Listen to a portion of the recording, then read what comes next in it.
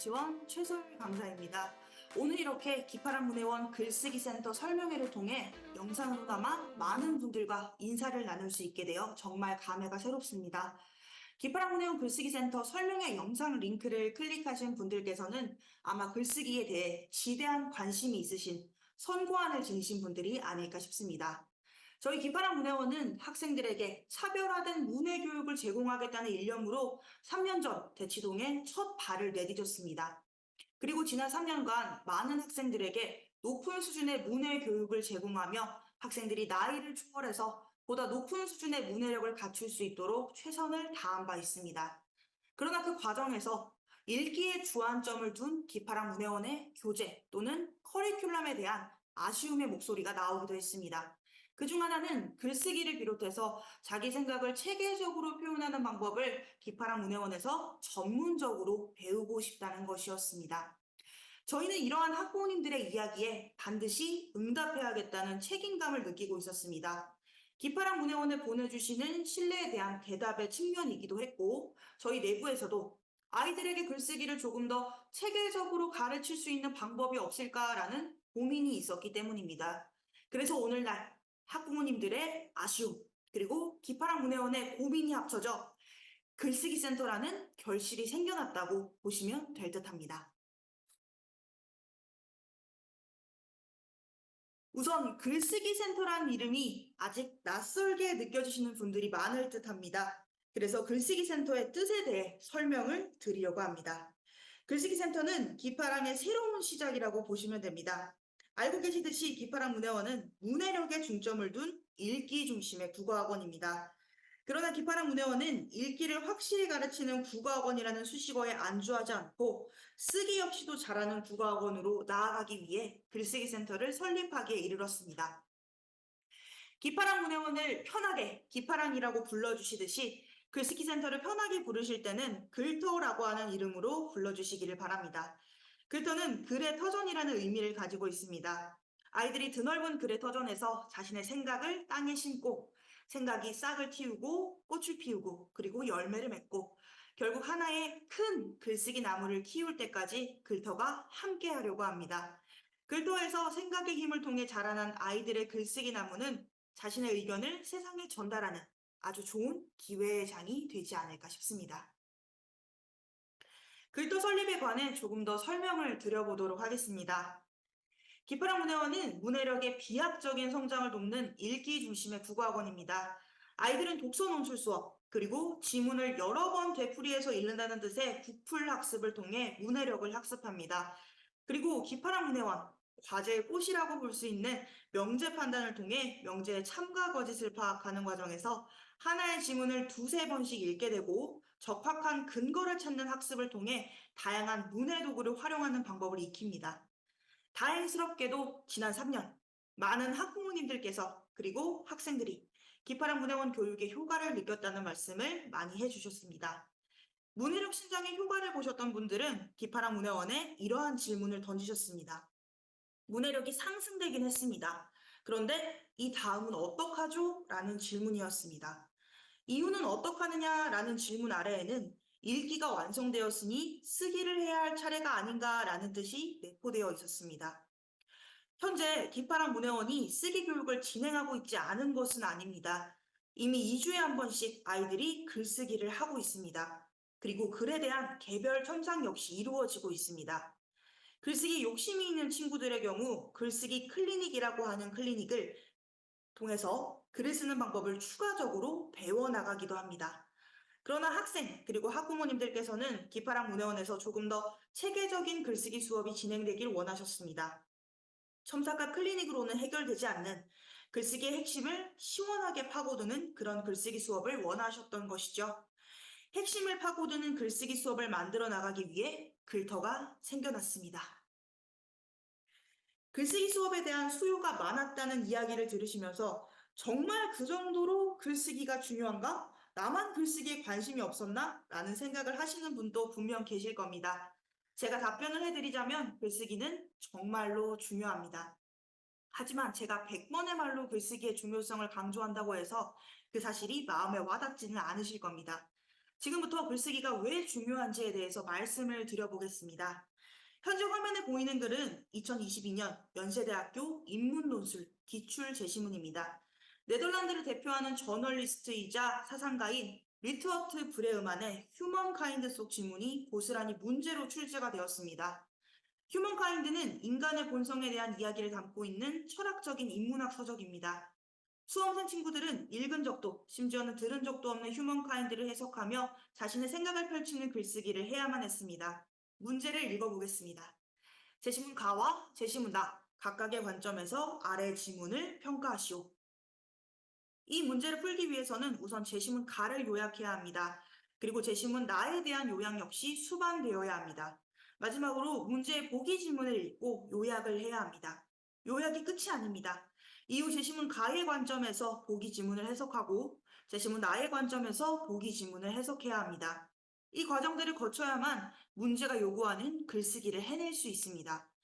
이와 같은 논술 문제는 자신의 생각을 밝히는 글쓰기와는 다소 차별성이 있습니다. 논술을 잘하기 위해서는 아이들이 화자가 되는 연습을 반드시 진행해야 합니다. 화자가 되는 연습이란 직접 글을 써보는 것을 이야기합니다. 글을 써본 사람과 써보지 않은 사람은 굉장한 차이가 있습니다. 글을 한 번이라도 제대로 써본 사람은 어떤 글을 읽더라도 화자의 마음을 제대로 이해하게 됩니다. 글을 쓰며 이런 부분에 주제를 넣어야지, 여기에서 독자의 흥미를 끌어야지 라고 경험했던 부분은 글을 읽을 때도 발휘됩니다. 이 글의 화자 역시 나와 같은 생각으로 글을 썼겠구나 라는 생각을 통해서 자연스럽게 글을 읽으며 해석이 가능해지고 글의 구조를 머릿속에 그릴 수 있게 됩니다. 2022년 연세대학교 인문논술은 글쓰기 실력을 평가하기 위한 문제이기도 하지만 화제가 되는 연습을 얼마나 충실하게 했는지를 물어보는 문제이기도 합니다. 앞으로의 논술은 자신의 생각을 잘 풀어내는 것에 그치지 않습니다. 타인의 글을 얼마나 잘 읽어내는지, 그 글을 어떻게 자신의 것으로 만드는지까지도 요구합니다. 글터에서는 아이들이 직접 화자가 되는 활동을 매주 이어나갈 예정입니다. 연세대학교 인문논술 기출지문을 보시면서 화제가 되는 연습으로 대임 논술만 잘 끝내면 글쓰기와는 안녕이겠군 이라는 생각을 하셨을 수도 있습니다. 물론 대임 논술도 중요 과제 중 하나입니다. 그러나 글쓰기는 대학교에 입학했다고 해서 끝낼 수 있는 것이 아닙니다. 살아가면서 계속 쓰이는 생존 도구 중에 하나가 글쓰기라고 보시면 될 듯합니다. 글쓰기를 생존 도구라고 말하는 건 지금 시대가 바야흐로 이야기의 시대이기 때문입니다. 신문이나 뉴스에서 자기소개서라고 하는 글의 유형을 들으신 적이 있을 겁니다. 자기소개서는 자신의 인생을 요약해서 타인에게 전달하는 글쓰기입니다. 왜 자기소개서는 매체에 거론될 정도로 중요한 글쓰기가 된 걸까요? 왜 사람들은 타인에게 자신을 소개하는 글을 요구할까요? 사람에게는 여러 가지 장점이 있습니다. 눈에 보이는 장점들을 이야기해 볼까요? 명문대학교에 합격증이 있을 것이고, 부를 많이 축적한 사람이라면 부동산 또는 멋진 차가 장점이 될 수도 있을 겁니다. 또는 태어나기를 연예인처럼 아주 멋지게 태어난 외모가 뛰어난 사람도 있을 겁니다. 그러나 이런 외면이 한 인간의 모든 면을 설명해 주진 않습니다. 겉으로 드러나지 않는, 수치화되지 않는 장점 역시 존재합니다. 이러한 내면의 장점을 밝히는데 가장 효과적인 수단이 바로 글입니다. 직장에서 또는 대학교에서 자기소개서를 요구하는 건 드러나는 면 이면에 존재하는 한 사람의 특별한 개성과 장점을 알기 위해서입니다. 원래 자기소개서는 어른들의 세계에서 주로 쓰이는 것이었으나 이야기의 시대로 점차 접어들면서 이 흐름이 아이들의 세계에도 통용되고 있습니다. 일례로 특목중 중 하나인 삼육중학교의 입시가 변화한 점을 들 수 있습니다.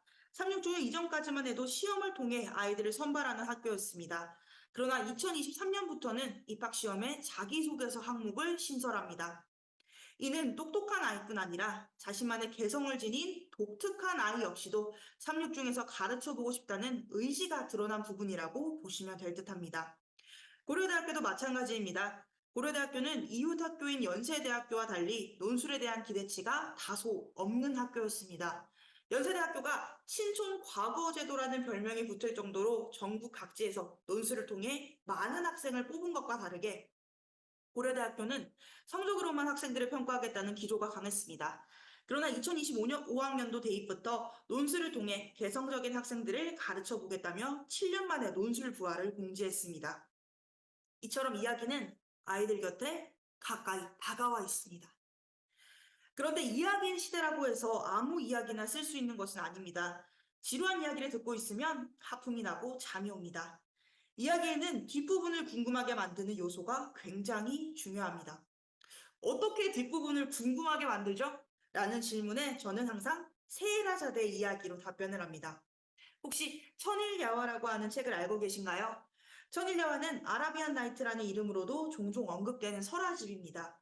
천일야화에는 우리가 잘 알고 있는 알라딘 이야기, 알리바바와 40인의 도둑 이야기, 램프의 요정, 지니 이야기 등이 담겨 있습니다. 그런데 천일야화의 시작은 알라딘이나 알리바바의 이야기만큼 알려져 있지는 않은 듯합니다. 세라자대는 천일야화의 시작 지점에 존재하는 인물입니다.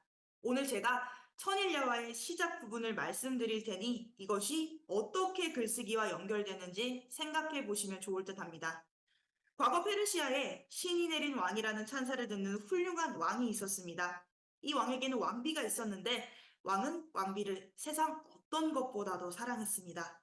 그런데 어느 날 왕이 아주 이상한 장면을 목격하게 됩니다. 궁궐의 구석진 틈에서 자신의 왕비와 궁궐에서 가장 천한 일을 하는 노비가 입맞춤을 하는 장면을 보게 된 겁니다. 왕은 끓어오르는 분노를 참지 못하고 그 자리에서 쓱 하고 칼을 꺼내듭니다. 그리고 노비의 목을 베어버립니다. 그러나 그럼에도 화가 풀리지 않아 노비를 벤 칼로 왕비의 목까지 베어버립니다. 이후 왕은 지독한 여성 혐오증에 걸리게 됩니다. 그리고 지상에 존재하는 모든 여자를 죽여버리겠다는 목표를 가지게 됩니다. 이후 왕은 매일 결혼식을 올립니다. 그리고 결혼식 다음날 자신과 결혼했던 자신의 왕비였던 여자를 죽여버립니다.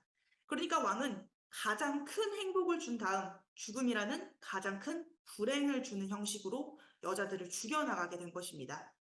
시간이 흐르면서 왕의 국가에 여자들이 점차 사라지게 됩니다.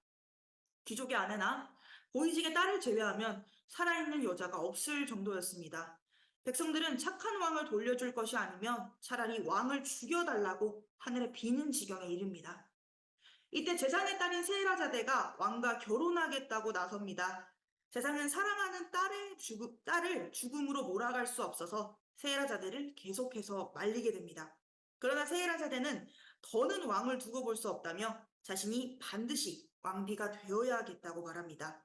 딸의 고집을 꺾지 못한 재상은 세라자대를 왕에게 시집 보내게 됩니다. 그리고 폭풍전야의 첫날 밤이 찾아옵니다. 왕은 세라자대에게 하고 싶은 말이 있다면 해가 뜨기 전까지는 무슨 말이든 해도 좋다고 사람 좋은 척을 합니다. 그리고 세라자대의 이야기가 시작됩니다. 이 이야기는 왕이 상상치도 못했던 이야기였습니다. 세라자대의 입에서 알라딘 이야기가 흘러나오는 것이었습니다. 왕은 세라자대의 알라딘 이야기에 푹 빠져듭니다. 하늘을 나는 양탄자 이야기, 공주와 함께하는 사막의 모험 이야기, 그리고 소원을 들어주는 지니의 이야기. 그야말로 스펙터클이었습니다. 알고 계시듯이 알라딘 이야기는 굉장히 스펙터클한 이야기로 이루어져 있습니다. 왕은 알라딘 이야기에 빠져서 해가 뜨는 것조차 잊게 됩니다. 그러나 결국 해는 뜨고 군사들이 들어와 세라자대를 포박합니다. 세라자대는 왕이 가장 궁금해할 부분에서 이야기를 뚝 끊더니 아쉽지만 더는 이야기를 해드릴 수가 없겠다고 말을 합니다. 왕이 어떻게 했을까요? 다음 이야기가 궁금해서 세라자대의 죽음을 유보합니다. 그 다음 역시 생각하시는 그대로일 겁니다. 왕은 매일매일 세라자대의 다음 이야기가 너무나도 궁금한 나머지 그녀를 죽이지 않게 됩니다. 그렇게 시간은 속절없이 흐르고 흘러서 1년이 흐르고 2년이 흐르고 3년이 흐르게 됩니다. 정확하게 1000이라고도 1일이 흐르던 밤, 세라자대는 왕에게 제가 준비한 이야기는 여기까지입니다 라고 말합니다. 왕은 세라자대 이야기가 끝났다는 것에 큰 충격을 받고 처음으로 세라자대 얼굴을 제대로 바라보게 됩니다. 세라자대 옆에는 오물거리며 바닥을 기어다니는 아이가 2명, 그리고 태어난 지 얼마 지나지 않아 아직까지 세헤라자대의 품에 있는 갓난아이가 한 명 있었습니다. 이 아이들은 왕과 세헤라자대 사이에서 3년 동안 탄생한 아이들입니다. 왕은 아이의 어머니인 세헤라자대를 죽이지 못합니다. 그리고 세헤라자대와 일평생을 행복하게 살게 됩니다. 세헤라자대 설화에는 한 여성이 죽음을 불사하고 일국의 평화와 자신의 목숨을 구했다는 교훈적인 측면이 있습니다. 그러나 이보다 더 중요한 왕이 다음 이야기를 궁금해할 수밖에 없게 했던 이야기를 대하는 세헤라자대의 태도 역시 배워야 할 점 중 하나입니다. 이야기라는 것, 그리고 글쓰기라는 것의 최고치를 굳이 뽑자면 독자가 다음 내용을 자꾸만 궁금해하게 하는 것을 들 수 있습니다. 아무도 읽지 않은 글은 효용성이 없는 글입니다. 그러나 글쓰기가 조금 서투르고 어색하다고 할지라도 계속해서 흥미를 불러일으키고 다음 내용을 궁금하게 하는 글이라면 그 글은 퇴고를 통해 얼마든지 더 좋은 방향으로 나아갈 수 있습니다. 독자의 호기심을 끄는 글은 자신의 경험에서 나오는 경우들이 굉장히 많습니다. 기프라 문혜원 글터는 아이들의 개성적 경험, 자신만 가지고 있는 이야기를 끄집어내어 세헤라자대처럼 글을 쓸 수 있도록 이끌어 나갈 예정입니다. 글쓰기라는 것은 아이의 장점을 드러내는 가장 효과적인 방법이기도 합니다. 이 부분은 자기소개서 설명 때도 잠시 언급했던 바가 있는데요. 내 아이가 미처 수치화할 수 없는 어떤 장점을 가지고 있을 때 그 장점을 글쓰기를 통해 세상에 내보일 수가 있습니다.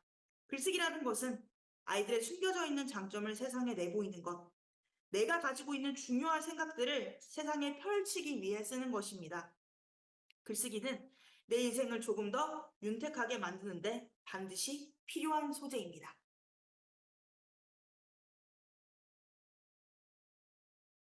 글토의 4가지 교육 목표에 대해서 설명을 드리려고 합니다. 첫 번째는 읽기 쓰기 융합형 글쓰기 교육입니다. 두 번째는 활동 중심의 글쓰기 교육입니다. 세 번째는 기초, 기본, 치마의 계단식 글쓰기 교육입니다. 네 번째는 목적이 분명한 글쓰기 교육입니다. 첫 번째와 두 번째 교육 목표는 기파랑문예원 글터의 시그니처 교육 목표라고 보시면 될 듯합니다. 첫 번째인 읽기 쓰기 융합형 글쓰기 교육 목표부터 자세히 살펴보시겠습니다. 글터는 아이들이 쓰기에만 매몰되는 것이 아니라 읽기와 쓰기가 융합되는 교육을 지향합니다. 화면에 아주 귀여운 쿠키 2마리가 보이실 겁니다. 쿠키들의 이야기를 한번 들어보도록 하겠습니다. 슈크림맛 쿠키가 이렇게 이야기합니다. 우리 엄마가 만든 몬테크리스토 샌드위치는 맛있어 라고 말입니다. 슈크림맛 쿠키의 이야기를 읽으며 어떤 생각이 드셨나요? 엄마가 만든 몬테크리스토 샌드위치가 맛있는 것까지는 알겠어.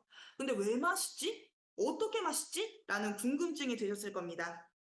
글쓰기라는 것은 독자의 호기심을 이끌어내는 것도 중요하지만 충분히 구체적인 정보를 제공하는 것도 굉장히 중요합니다. 아이들은 슈크림맛 쿠키 아래에 있는 마카롱맛 쿠키의 이야기를 통해 슈크림맛 쿠키의 이야기가 어떻게 구체화되는지를 배우게 됩니다. 마카롱맛 쿠키의 이야기를 읽어보겠습니다. 우리 엄마가 만든 몬테크리스토 샌드위치는 겉면이 바삭바삭해 잘 익은 쿠키 같아. 안에 들어있는 치즈는 눅진하고 햄은 고소한 맛이 나. 또 먹고 싶어. 겉면이 바삭바삭하다는 건 촉각을, 눅진하고 고소한 맛이 난다는 건 미각이라는 감각을 활용한 것입니다. 아이들은 슈크림맛 쿠키와 마카롱맛 쿠키의 이야기를 읽으며 구체화가 어떻게 이루어졌는지 그리고 어떻게 이루어져야 하는 것인지를 체험합니다. 이후 교재를 따라 구체화에 필요한 감각적 이미지, 즉 심상이라는 것을 개념화해 배우게 됩니다. 심상은 쉽게 말해서 우리가 이미 태어날 때부터 가지고 있는 오감을 이르는 말입니다. 시각, 청각, 미각, 후각, 촉각 등의 심상을 어떻게 활용해야 하는지 아이들이 배우게 됩니다. 그리고 이때 배운 심상이라는 개념은요, 비유법을 통해 글 안에서 활용할 수 있는 문장으로 탄생합니다. 쿠키들의 이야기로 시작한 어떻게 보면 단순해 보일 수 있는 읽기 활동이 지규법, 은유법이라는 비유법으로까지 나아가게 된 것입니다. 비유법까지 배운 후 아이들은 글쓰기를 시작합니다. 교재는 아이들에게 내가 좋아하는 음식을 심상과 비유법을 활용해 마카롱맛 쿠키처럼 적어봐 라고 요청합니다. 아이들은 읽기로 시작해 쓰기로 한 단원을 정리하게 됩니다. 이렇듯 글터의 수업은 읽기와 쓰기에 모두 능한 글쓰기 인재를 길러내는 일에 중점을 두고 있습니다. 다음은 활동 중심의 글쓰기 교육에 대해 말씀을 드리겠습니다. 기파랑 문해원 불터는 다양한 수업 중 이제 다양한 소활동이 함께 진행이 됩니다. 글쓰기 수업이라는 것을 머릿속에 떠올리실 때 수업이 어떻게 진행되고 있는지 상상해 보신 적이 있으실 겁니다. 대체로 글쓰기 수업은 강사가 칠판 앞에 서서 글쓰기 개념을 설명합니다. 그리고 개념에 따라 학생들이 글을 적고 강사에게 첨삭 지도를 받은 후 글을 고쳐가는 형태로 글쓰기 수업이 이루어진다고 보시면 되겠습니다.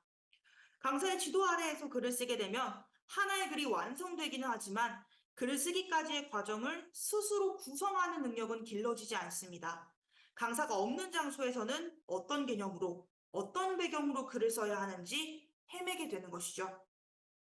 하지만 글터는 아이들에게 소활동을 제공하고 그 소활동들을 모아 커다란 글쓰기로 나아가게 만듭니다. 큰 글쓰기로 나아갈 수 있는 다리를 하나씩 놓아준다고 생각해 주시면 될 듯합니다. 1권 4주차에 내 미래에 수식어를 붙여보자 라는 주제로 수업이 이루어집니다. 이때 아이들은 첫 번째 소활동으로 시간의 개념 적기를 요구받습니다. 차후 미래에 대한 이야기를 해야 하기에 우선 시간성에 대해 생각해 보게 하는 것입니다. 아이들은 시간성에 대해 고민해 본 다음 두 번째 소활동으로 과거, 현재, 미래에 내가 겪었던 사건 또는 겪어나가야 할 중요한 일들에 대해 생각해 보게 됩니다. 보편적 시간성을 나의 시간성으로 바꾸는 작업을 진행하는 것입니다. 세 번째 소활동은 직업의 목록을 적어보고 목록에 따라 빙고 게임을 하는 것입니다. 이때 아이들은 꿈과 직업의 차이점을 명확히 이해하게 됩니다. 직업은 살아가는 하나의 방편이고 꿈이야말로 미래의 시간을 구성하는 중요한 것임을 느끼게 되는 것입니다. 소활동을 통해 아이들은 자연스럽게 직업적 모습 이외의 미래를 그려보고 미래에 내가 만들어질 수 있었던 자신의 경험을 발굴해 보게 됩니다. 이 발굴의 과정을 자리에 앉아 머리를 싸매고 끙끙대야만 만들어지는 것은 아닙니다. 교재가 제시하는 질문을 따라가다 보면 자연스럽게 경험이 글로 배출됩니다. 글토에서 아이들은 왜 갑자기 글이 잘 써지지? 라는 생각을 할 정도로 자신의 경험을 글 속에 자연스럽게 녹여낼 수 있게 됩니다. 소활동을 통한 활동 중심의 학생 참여형 수업으로 글쓰기가 나도 모르게 재밌어지게 되는 것입니다. 그러나 소활동이 비단 소활동으로만 멈춰서는 안 되겠죠? 경험을 쓰고 생각을 발표하고 개념을 확립했던 소활동들이 모여 대활동으로 연결됩니다. 미래를 살펴보는 소활동들은 최후에 미래의 나에게 편지 쓰기라는 통글 쓰기 활동으로 이어집니다. 자신의 경험을 쭉 톱아보면서 내가 미래에는 이런 사람이 되어 있겠지라고 상상함과 동시에 내가 미래에 어떤 사람이 되기 위해서 과거에 이러한 경험을 해 나갔었어 라며 글쓰기에 활용할 수 있는 경험에 대한 자료들 역시 켜켜이 쌓이게 됩니다. 소활동을 통해 아이들은 통글쓰기를 어렵지 않게 여기게 됩니다. 소활동이 모여 대활동이 된다는 것을 수업을 통해 알게 되었기 때문입니다. 소활동은 각 주차마다 대여섯 가지 이상이 등장합니다. 그리고 대활동은 수업을 마치기 직전 활동하기라는 파트를 통해 이루어지게 됩니다. 대활동의 통글쓰기는 최소 800자 이상의 글쓰기를 요구합니다. 아이들은 매주 수업 중에 짧지 않은 통글을 계속해서 창작하게 됩니다. 그러나 때로는 통글 쓰기 대신에 아이들과 함께하는 게임 활동이 대활동으로 주어지기도 합니다. 가장 대표적인 게임 대활동은 말놀이 젠가입니다. 젠가라는 게임을 들어보신 적 있으실 겁니다. 나무 블록을 높게 쌓은 다음 블록이 넘어지지 않을 정도로 블록을 하나씩 제거해 나가는 게임이 젠가입니다. 글토의 젠가는 실제 젠가를 활용하지 않습니다. 반 친구들이 쓴 글을 화면에 띄운 다음 젠가에서 나무 블록을 빼듯이 잘못된 표현, 맞춤법이 틀린 표현, 바꾸면 좋은 표현들을 고쳐나갑니다. 말놀이 젠가는 나의 글만 나오는 것이 아니라 반 친구들 모두의 글을 쭉 살펴보는 형식으로 진행되기 때문에 글쓰기에서 자주 발생되는 실수를 눈으로 확인할 수 있다는 장점이 있습니다. 그리고 이를 통해 아이들은 자신도 모르게 퇴고를 체득하게 됩니다. 아이들이 글쓰기를 할 때 가장 싫어하는 활동을 하나 꼽자면 그것이 바로 퇴고입니다. 아이들이 퇴고를 싫어하는 이유는 퇴고를 하려면 자신의 글을 다시 읽어야 하고 글을 새롭게 고쳐야 한다는 점이 부담스럽게 다가오기 때문입니다. 그러나 말놀이 젠가라는 게임 형식을 통해 퇴고가 이렇게 재미있을 수 있구나. 블록을 제거하면 내 글이 점점 더 좋아지는구나 라는 것을 알 수 있게 됩니다. 퇴고가 힘든 과정이 아니라 게임으로 탈바꿈하는 것입니다.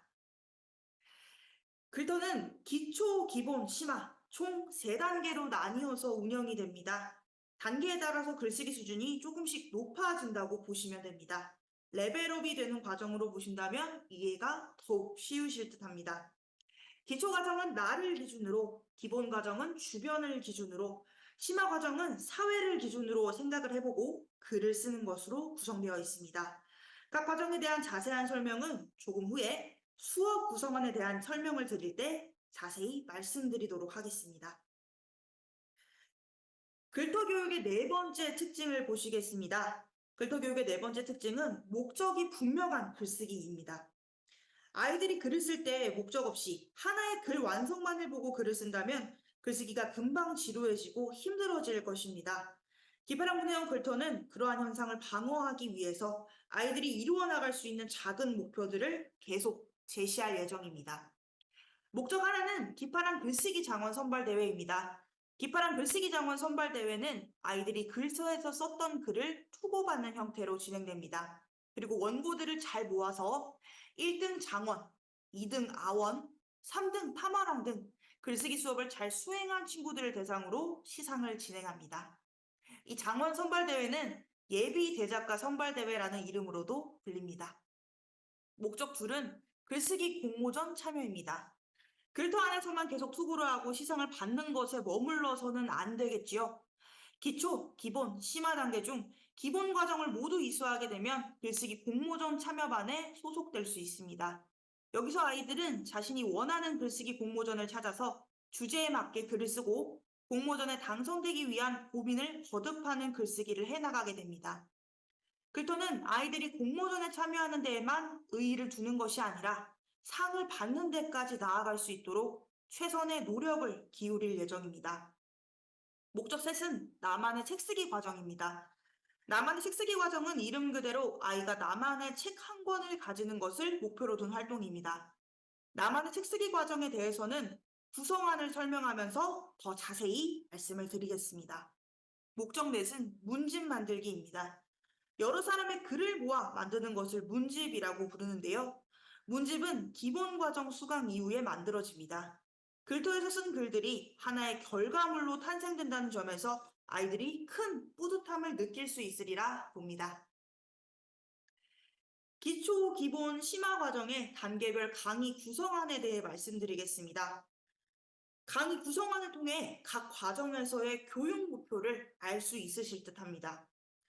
우선 기파랑 문해온 글터는요, 달마다 한 번씩 새로운 책을 받게 됩니다. 권당 1개월의 수업이 진행되고 각 과정마다 2권의 책을 받습니다. 기초 2개월, 기본 2개월, 심화 2개월, 도합 6개월의 과정으로 글터는 운영됩니다. 기초 과정입니다. 1권에서는 나를 찾는 글쓰기라는 주제로 수업이 이어집니다. 나를 찾는 글쓰기는 나의 경험 역시도 소중한 글감이 될 수 있다는 사실을 아이들에게 알려주는 것을 중점으로 둡니다. 세헤라자데처럼 타인의 호기심을 끄는 이야기를 만들기 위해서는 나만의 이야기를 만들어야 하고 나만의 이야기는 경험으로부터 발견됩니다.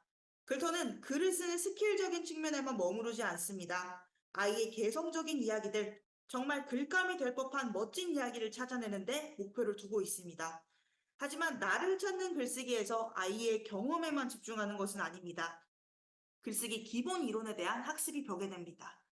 심상, 비유법, 육하원칙 등의 글쓰기 기본 이론이 1권 안에 포함되어 있습니다. 2권에서는 더 깊은 나를 찾아가는 내면적 글쓰기 훈련이 이어집니다. 이때는 기본 글쓰기 개념에서 조금 더 나아가 글의 주제를 정확히 설계하고 다양한 수사법을 글에 적용하는 방법을 배웁니다. 기초과정 수강 이후에는 한 편의 자기소개서가 완성됩니다. 이 자기소개서는 짧게는 특목중학교를 준비할 때, 길게는 대입을 앞에 두었을 때, 더 길게는 인생을 살아나갈 때 반드시 활용이 될 수 있게끔 작성 지도를 해나갈 예정입니다. 기초 과정이 끝나면 일기나 짧은 수필 등 나의 생각과 나의 경험을 밝히는 글쓰기가 자연스러워지게 됩니다. 두 번째는 기본 과정입니다. 기본 과정에서부터는 나에 머무르는 것이 아니라 주변으로 눈길을 조금씩 돌리게 됩니다. 글쓰기는 나를 바라보는 활동이기도 하지만 주변을 잘 관찰하는 활동이기도 합니다. 3권에서는 호호에 관한 글쓰기가 진행됩니다. 아이들이 호호를 이야기할 때 그 호호의 정확한 이유를 찾을 수 있도록 수업이 진행됩니다. 3권에서 배우는 글쓰기는 비평문과 감상문입니다. 아이들이 독서 감상문을 쓸 때 또는 영화를 보고 난 후 영화 비평문을 쓸 때, 전시회를 본 후 느낀 점을 서술할 때 무엇이 좋았고 싫었는지를 정확하게 서술할 줄 알아야 성공적 비평이 가능해집니다. 3권에서는 비평과 감상을 잘할 수 있는 글쓰기를 익힙니다. 4권에서는 설명문 쓰기가 진행됩니다. 설명문은 논술의 기초입니다. 설명문 쓰기는 나의 감정을 배제한 상태로 적는 글입니다. 에세이나 비평문, 감상문처럼 나의 생각을 적을 수는 있지만 그것이 생각으로만 머물러서는 안 됩니다. 반드시 왜 그렇게 생각했는지에 대한 근거를 찾아야만 합니다. 근거를 찾는 것이 바로 논술의 기초입니다. 4권에서는 객관적인 개념을 서술하는 방법을 찾아내고 나의 감상을 덜어낸 다음 논술의 기초가 되는 설명문을 정확하게 쓸 수 있는 토대를 다지게 됩니다. 기본과정 수강 이후에는요, 비평문 또는 감상문 한 편이 완성됩니다. 그리고 앞서 말씀드렸던 대로 글터에서 썼던 글 또는 아이가 따로 창작한 자기가 좋아하는 글을 엮어서 하나의 문집을 만들게 됩니다. 그리고 기본과정 수강 이후부터 글쓰기 대회 준비반 참여가 가능해집니다. 아마 왜 기본과정 수료 이후 글쓰기 대회 준비반 참여가 가능한가요? 라는 질문을 떠올리신 분들이 계실 겁니다. 이유는 기본 과정에서 비로소 주변을 살피는 글쓰기를 배우게 되기 때문입니다. 주변을 살핀다는 것은요, 타인이 주제를 던져 주었을 때 그 주제에 맞게끔 생각을 할 수 있다는 것을 내포하고 있는 것이기도 합니다. 그러므로 글쓰기 대회에서 요구하는 주제에 맞게 글을 쓰는 능력을 함양한 다음 기본 과정 이후에 글쓰기 대회 준비반 참여가 가능해진다고 보시면 되겠습니다. 마지막 심화 과정입니다. 심화 과정은 나와 주변을 넘어서 사회적으로 확장되는 글쓰기가 이루어집니다. 5권에서는 사회현상 글쓰기가 진행됩니다. 뉴스 또는 기사문을 보면서 사회 현상을 파악하고 그에 대한 의견을 밝히는 글쓰기가 5권의 메인 과제입니다. 또는 논문, 사회가 서적을 살펴보면서 타인의 의견과 다른 근거로 생각을 전개하는 글쓰기를 연습하기도 합니다. 4권에서 나의 의견을 제시하고 그것에 대한 근거를 말하는 현상에 대한 사실을 적는 글쓰기가 진행되었다면 5권에서는 타인과 같은 주제로 글을 쓰지만 나만의 근거를 생각해낼 수 있는 고차원적인 글쓰기가 진행됩니다. 그리고 더불어서 문학적 글쓰기 훈련이 함께 진행됩니다. 이때의 문학적 글쓰기는 소설 쓰기에 기반을 두고 있습니다. 학생들이 중등교육 과정까지 학습을 통해 배우게 되는 문학은 대체로 사회현상이나 시대를 반영한 것들이 많습니다. 그렇기에 사회현상 글쓰기를 배우면서 시대의 거울로도 일컬어지는 소설 쓰기를 동시에 학습하는 것이 가능해집니다. 문학적 글쓰기에 도움이 되는 문학 개념은 기초 과정에서부터 꾸준히 학습이 들어가기 때문에 5권에서 갑자기 소설을 쓴다고? 생뚱맞네? 라는 생각은 하지 않으셔도 괜찮습니다. 기초과정에서부터 예시로 주어지는 문학 또는 비문학과 연관이 되는 작은 문학 개념들이 교재에 수록됩니다. 그러므로 5권에 이르러서 소설 쓰기가 진행된다고 해도 아이들이 자연스럽게 글을 쓸 수 있는 상황은 모두 갖추어진 셈입니다. 6권에서는 융합적 사고 글쓰기가 진행됩니다. 융합적 사고 글쓰기는 사회적 현상이나 특정 사건을 인문학 개념에 적용해보고 글을 적는 것을 말합니다. 이는 사회적 현상이나 특정 사건을 나의 생각으로만 풀이하는 것이 아니라 대입 논술을 쓰는 것처럼 인문학 개념이나 철학 개념에 적용해서 생각하는 것을 말합니다. 별개의 두 생각을 융합해서 하나의 글을 쓰는 방식을 익혀나간다고 보시면 될 듯합니다. 융합적 글쓰기를 통해 아이들은 대입 논술 또는 논문 쓰기를 약간 맛보게 됩니다. 5권 수강 이후 사회현상을 관찰한 결과를 바탕으로 논설문 또는 원고지 30매 분량의 소설을 완성하게 됩니다. 6권 수강 이후에는요, 논술문 또는 원고지 50매 분량의 단편 소설을 완성합니다. 5권과 6권은 심화 과정이기 때문에 달마다 원고지 30매 또는 50매라는 긴 분량의 글을 쓰는 연습을 할 수 있습니다. 심화 과정까지의 모든 글터 수업에 대한 수강이 끝나면 중고등학교 수업 수행평가를 막힘없이 할 수 있는 실력을 아이들이 함양하게 됩니다.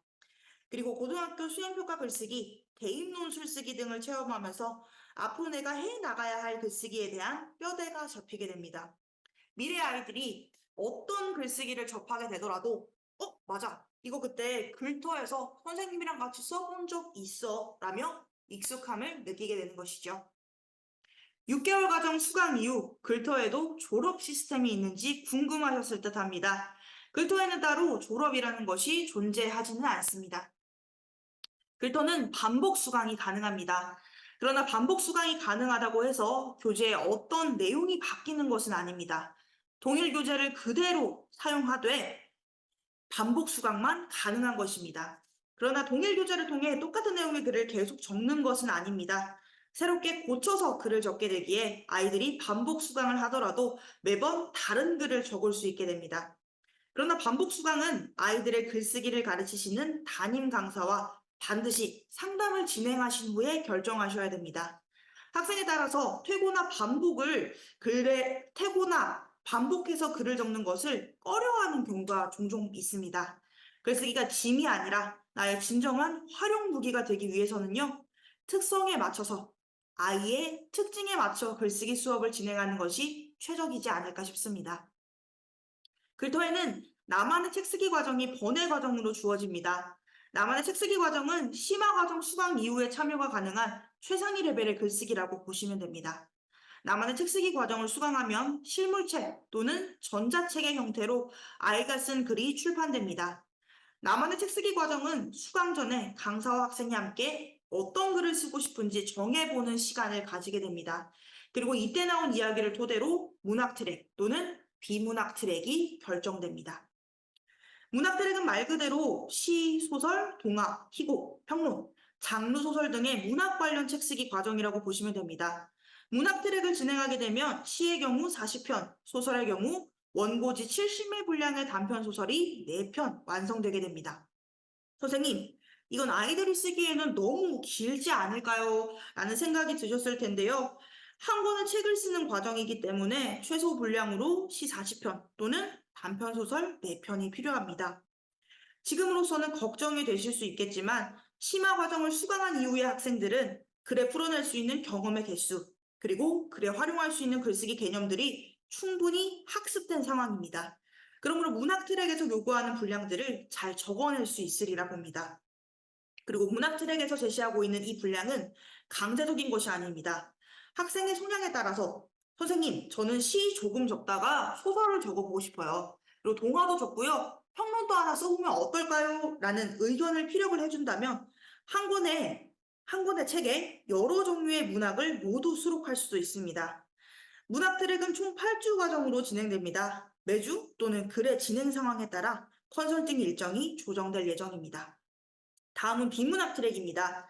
비문학 트랙은 에세이, 여행, 취미, 대중문화 등 비문학 관련 글을 창작하는 책쓰기 과정입니다.